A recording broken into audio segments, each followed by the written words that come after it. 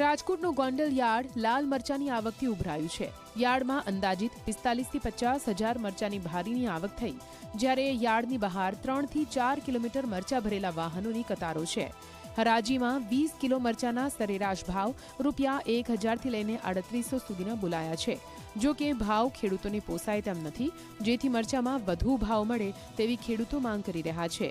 ઉલ્લેખનીય છે કે લાલ મરચાની આવક મોટા પાયે થતી હોવાથી નવી જાહેરાત ન થાય ત્યાં સુધી મરચાની આવક સદંતર બંધ કરાઈ છે।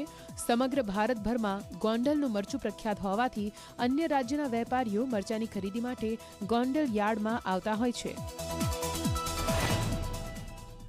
મરચાના ભાવ ખાસ મળતા નથી, થોડા હુકા હોય, થોડા લીલા પણ કોઈ ભાવ એવા મળતા નથી।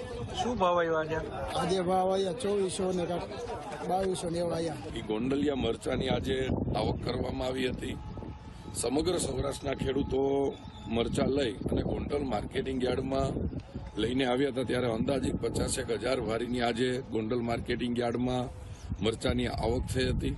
મરચાની ભાવ સાનિયા, રેવા, કોલરજી મરચું અત્યારે વધારે ફેમસ હોય તો મરચું અત્યારે 1500 થી લઈ અને 4000 રૂપિયા સુધી મરચું હરાજીમાં વેચાતું હોય છે।